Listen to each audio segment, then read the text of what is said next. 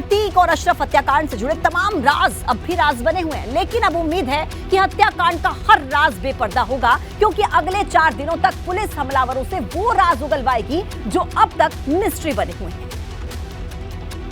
शनिवार को सरेआम अतीक और अशरफ की हत्या की सनसनीखेज वारदात को अंजाम देने के बाद तुरंत तीनों हमलावरों ने खुद को सरेंडर कर दिया था। अभी तक ये पता नहीं चल सका कि हमलावरों के पीछे किसका दिमाग था, किसके हुक्म पर तीनों ने इतनी बड़ी वारदात को अंजाम दिया, लेकिन इसका राज खुल सकता है। वारदात के 4 दिनों के बाद आरोपी लवलेश तिवारी, सनी सिंह और अरुण मौर्य को प्रयागराज की CJM कोर्ट पेश किया गया, जहां से 4 दिनों के रिमांड की मंजूरी मिली। हालांकि कोर्ट से पुलिस ने 7 दिनों की रिमांड मांगी थी। तीनों हमलावर 23 अप्रैल को शाम 4 बजे तक पुलिस की कस्टडी में रहेंगे। हमलावरों से अतीक हत्याकांड का राज खंगालेगी पुलिस। पुलिस की तरफ से 2 अभियोजन अधिकारी ने पक्ष रखा, लेकिन हमलावरों की तरफ से नहीं पेश हुआ कोई भी वकील। तीनों हमलावरों ने कोर्ट में अपना पक्ष खुद ही रखा। दरअसल रविवार को ही तीनों आरोपियों को रिमांड मजिस्ट्रेट के सामने पेश किया गया था, जहां से उन्हें 14 दिन की न्यायिक अभिरक्षा में नैनी जेल में भेज दिया गया था। सोमवार को सुरक्षा कारणों से तीनों हमलावरों को प्रतापगढ़ जेल स्थानांतरित कर दिया गया था। अतीक अहमद और अशरफ की 15 अप्रैल को पुलिस कस्टडी में गोलियों से भूनकर हत्या कर दी गई थी। इस मामले में 4 दिन के बाद बड़ी कार्रवाई हुई है। शनिवार की रात तकरीबन 10:30 बजे माफिया अतीक और अशरफ पर ताबड़तोड़ फायरिंग कर दोनों को मौत की नींद सुला दिया। हत्या की वारदात को अंजाम देने के बाद तीनों शूटर्स ने खुद को सरेंडर भी कर दिया। इस मामले में 4 दिन के बाद विभाग ने बड़ी कार्रवाई की है। लापरवाही बरतने पर शाहगंज थाने के 5 पुलिस वालों को सस्पेंड कर दिया। जिन पर यह कार्रवाई की गई है उनमें शाहगंज SO अश्वनी कुमार सिंह के अलावा 2 सब इंस्पेक्टर, 2 कांस्टेबल शामिल हैं। शाहगंज पुलिस स्टेशन हत्याकांड की जगह से तकरीबन 100-150 मीटर की दूरी पर है। इस हत्याकांड को लेकर SIT ने पुलिस कर्मियों से पूछताछ की थी। इसके बाद SIT की रिपोर्ट के आधार पर सभी के खिलाफ ये कार्रवाई की गई है। मंगलवार को ACP NN सिंह का तबादला किया गया था।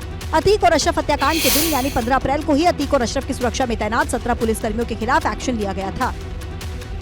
सभी 17 पुलिस कर्मियों को सस्पेंड कर दिया गया था।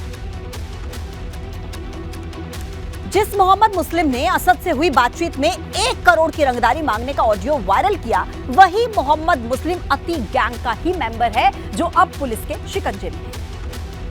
ये आलिशान अपार्टमेंट मोहम्मद मुस्लिम का है जो 2017 में बनाया गया था। STF को अभी तक मोहम्मद मुस्लिम के प्रयागराज, लखनऊ, कानपुर, बहराइच में 20 प्रोजेक्ट की जानकारी मिली है।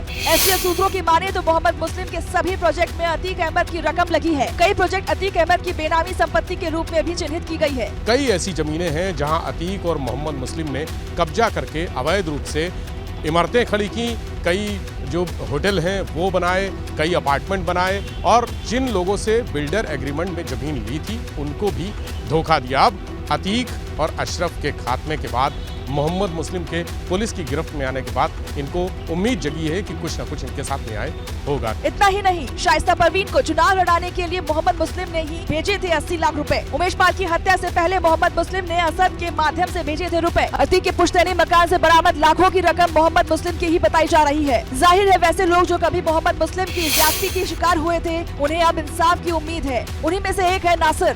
और 10-12 साल होने के बाद भी बिल्डर एग्रीमेंट खत्म हो चुका है, तब भी हमारी 13,000 स्क्वायर फुट जमीन पर कब्जा किया। अब पुलिस मोहम्मद मुस्लिम के तमाम प्रोजेक्ट को खंगाल रही है।